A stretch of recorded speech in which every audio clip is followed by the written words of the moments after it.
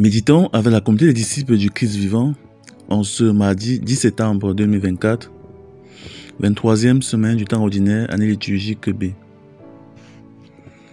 Évangile de Jésus-Christ selon Saint Luc, au chapitre 6, versets 12 à 19.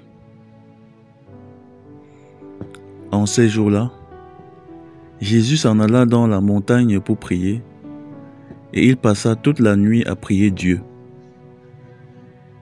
Le jour venu, il appela ses disciples et en choisit 12 auxquels il donna le nom d'apôtres. Simon, auquel il donna le nom de Pierre, André son frère, Jacques, Jean, Philippe, Barthélemy, Matthieu, Thomas, Jacques fils d'Alphée, Simon appelé le Zélote, Jude fils de Jacques, et Judas Iscariote qui devint un traître. Jésus descendit de la montagne avec eux et s'arrêta sur un terrain plat. Il y avait là un grand nombre de ses disciples et une grande multitude de gens venus de toute la Judée, de Jérusalem et du littoral de Tyr et de Sidon. Ils étaient venus l'entendre et se faire guérir de leur maladie. Ceux qui étaient tourmentés par les esprits impurs retrouvaient la santé. Et toute la foule cherchait à le toucher, parce qu'une force sortait de lui et les guérissait tous. Acclamons la parole de Dieu.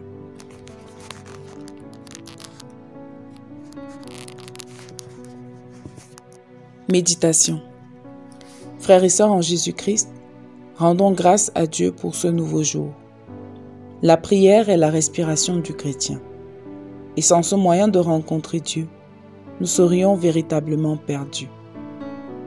Dans l'évangile de ce matin, le Seigneur Jésus-Christ passe une longue nuit de prière. Lui qui est Dieu, prie pour consulter son Père. À la fin de cette prière, il choisit ses disciples, une décision qui allait affecter l'avenir de toute l'humanité.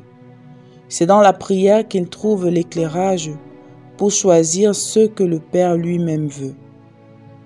Si le Seigneur Jésus-Christ a prié pour prendre des décisions, qui sommes-nous pour ne pas le faire?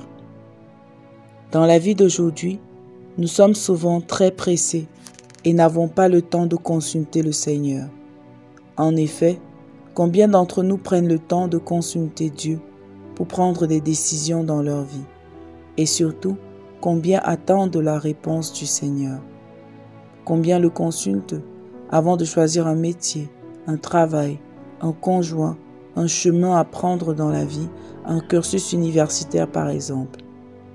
Combien le consultent avant d'effectuer un grand voyage, en choisissant leurs amis?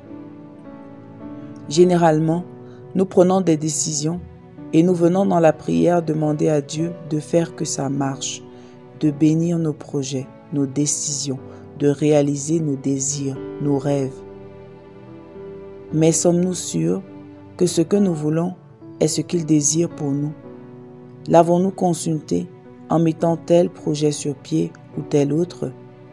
Dieu ne peut pas bénir ce qui n'entre pas dans sa volonté. Ne lui demandons pas de venir bénir ce qu'il n'a pas initié. Combien de personnes ont gâché leur vie parce qu'elles n'ont pas pris le temps de consulter le Seigneur pour choisir leur travail, leur lieu d'habitation, leurs conjoints, leurs amis? Combien souffrent d'avoir agi sans consulter leur Créateur, de s'être précipités? Revenons donc en nous-mêmes. Est-ce un réflexe pour nous de prier avant de faire et d'entreprendre toute chose? Quelle est la place de la prière dans nos vies? Prions. Seigneur, accorde-nous la grâce d'être de ceux qui se reposent sur toi pour diriger leur vie et leurs actions. Intercession. Pour tous ceux qui ne croient pas en Dieu, qui se convertissent. Maman Marie, intercède pour nous.